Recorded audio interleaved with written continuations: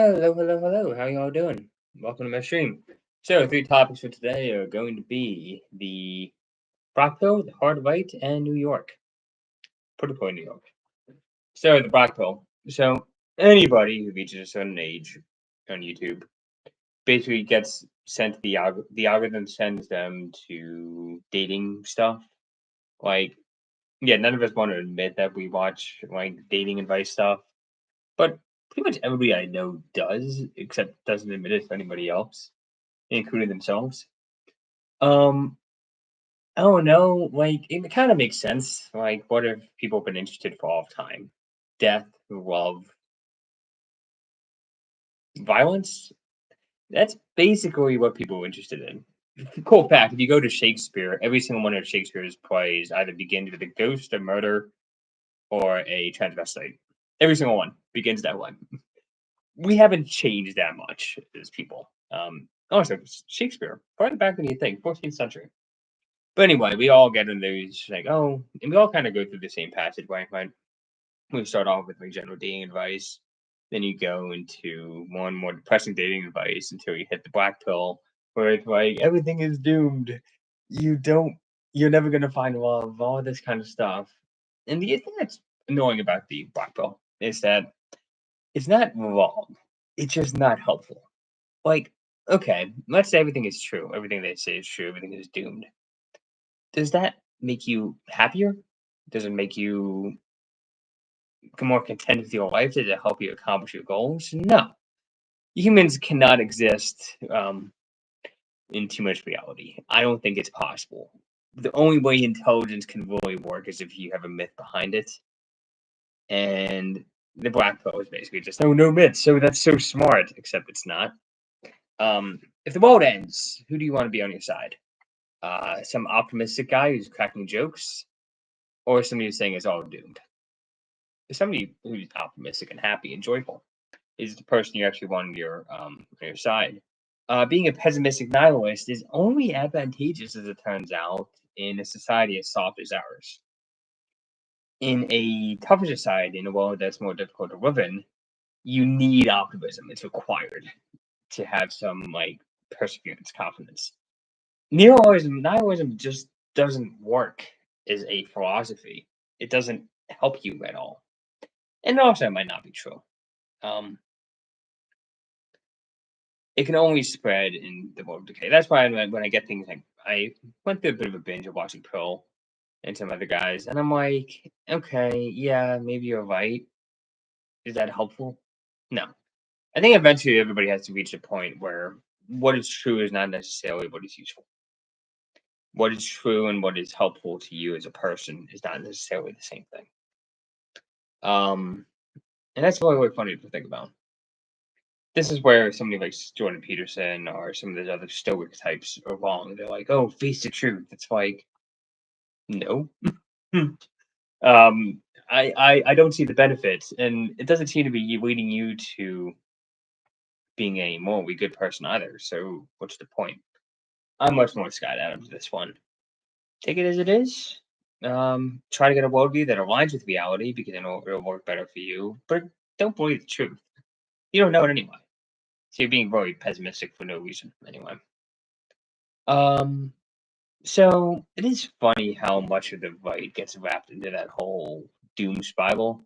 It's not helpful. Like if you're ever tempted to overdrink or whatever else, it's usually not when you're in a happy place. It's usually when you're in a no, everything's terrible.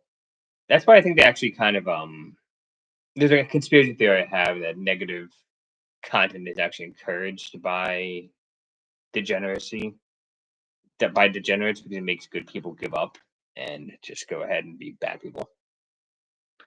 So yeah, I don't know how to apply that to anybody's life, but maybe don't go into the whole black pill space. I'm not saying it's wrong. I'm just saying it's not helpful.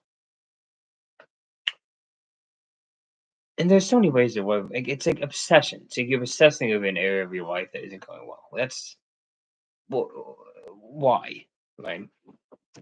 Okay, so next topic. The hard right. Okay, so the hard right, I'm not meaning the far right, like the Nick Fuentes dumbasses or whatever. When I say the hard right, I mean like the Tucker Carlson range of things.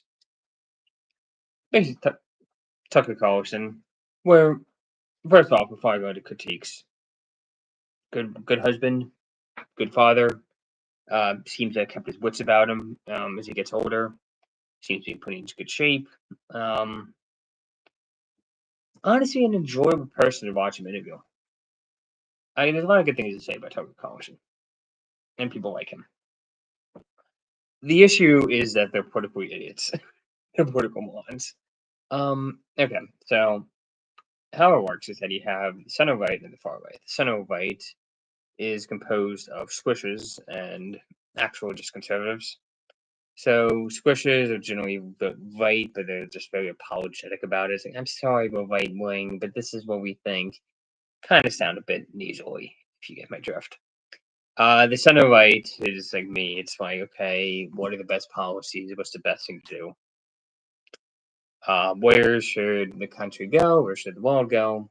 Yada yada yada. And the hard right is that on steroids. They tend to believe in more conspiracy theories, more skeptical of more skeptical of experts. And the center right's pretty skeptical of experts right now, but like really. And the other thing is that the hard right, has more extreme views on immigration, globalization, cultural issues, more extreme views than the center right. So you're like, oh, well, they were more intense. It's like, yeah. And by the way, Trump is a center right politician. He's not a hard right politician. And you can see that by how the actual hard right treats him, is treating him right now. So the hard right seems to be labeling under the delusion that if they just keep attacking their own side, eventually they will get the policies they want.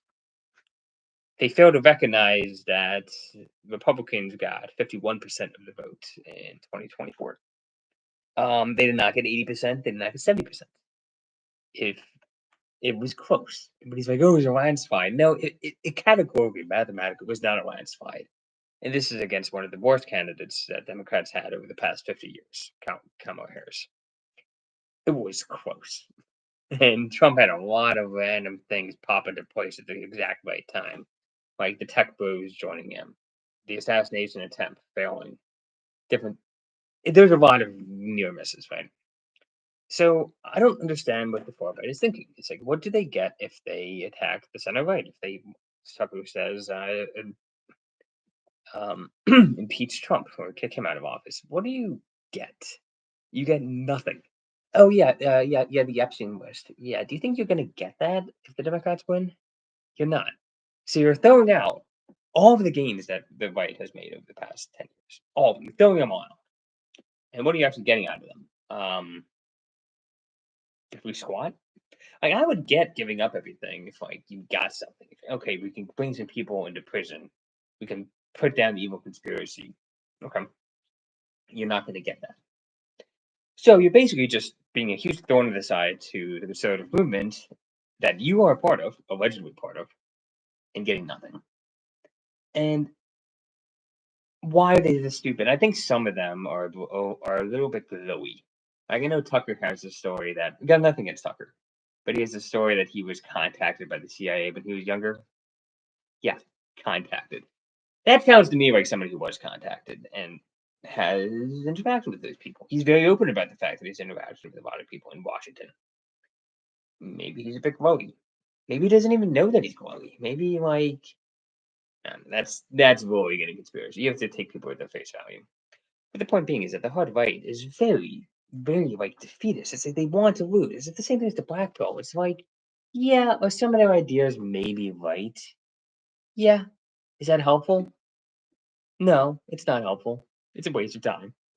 Um, and then we can get their own goals. Like to be a virtuous person, to be a good person, to be an effective person, you at the very least need to be working towards your own goals. Does their Do your actions make sense for you? And if they don't, because of your ideology, that's a sign you're too ideological. Um, yeah, you got to try to win. The center right won this past election. It wasn't you guys. You guys claim credit for it, but it wasn't you. It was us. Anyway, New York. Okay, so I have an opportunity maybe coming up to basically work out of New York. He's starting about maybe they're looking for ways for me to do it, which is nice of them. Very very nice of my work. So I might be moving to New York in the next 2 months or so, hopefully, God willing. So I am invested in New York City doing well. So what's happening right now is that they elected a other. People are like always buzz him. That's not the important part about him. He is a college atheist. The most annoying part of and like the public ones. And I don't mind if somebody's atheist privately or whatever. But like the people who are like the arguers on Reddit, you know the people. We've all seen the people on Reddit comment threads, all those kind of groups that are just kind of like, oh, actually, we're very smart. It's like, except everything they say, if you actually look into it, is wrong. So they're very good at seeming smart, but not very good at actually being smart. Some of them are actually smart. Most of them aren't. But I'm down. He's that guy. He's not gonna bring in like Islamic law into New York City. I kind of want to see him try. That would be kind of funny, but that's not gonna happen. And so basically, Democrats are kind of freaking out because they don't want. They live in New York. They want to have like a functioning economy, and also a lot of the economic benefits of New York City are movable. You can move fashion. You can move finance. You can move a lot of the business. You can move all those things very easily anywhere on the planet. And they're in New York City because New York City provides a pretty good economic environment. People want to be in New York City. People in America want to be in New York City. It says something that Fox News, conservative, is in New York City. They're in New York City because they want to be. People want to be in New York City. I don't care if you're conservative, liberal, whatever. It's almost a rite of passage for Americans to spend some time in New York City, whether 2 years or five. The rite of passage I haven't gone through, that I'm hoping to go through. So basically, what's happening is all the Democrats, all the more centrist, not crazy, not stupid Democrats are saying, okay, we just want to unite behind somebody. And the issue is that nobody wants to back down. Everybody wants to be the one who wins. And so that means Mamdani is probably going to become mayor of New York. It's going to be very interesting to see what happens. You see, the issue that a lot of the Democrats I know fail to recognize is that they tend to be very good at arguing a particular point. Like, oh, more taxes, immigration, whatever. They can argue the points as well as conservative can. But then you pointed actual examples of their policies in action, and it doesn't go so well. Like England and America kind of started off in a relatively similar space in 2014 or whatever. America went right, UK went left. America's probably got a pretty good future ahead of it. UK seems like it's going to go into civil war. You can say that for a lot of Europe. It's like it's not going great. And there are places in Europe that are doing well. Netherlands, Denmark, but they tend to be the more right-leaning places. Anyone? Oh, yeah. So Los Angeles, California. It's just all these examples. It's people like, oh, well, the right wing has bad spots too. Yeah, but the right wing bad spots started bad. They didn't go good and then get bad. Like Louisiana has always been garbage. So a lot of places have always been garbage. And as they become wealthy, they become liberal and they fall apart. Like you can't really use Louisiana or Tennessee as an example of bad Republican parties because they were always shit. Um, they were just always bad places. It takes liberal ideology to take a good place and turn it bad. At least that's how it's seen to me. That's happening everywhere. Everywhere is falling apart. And not to be blackpilled, but every single culture is in a state of abject decline right now. Possible exception of Islam. Um, every other culture is falling apart.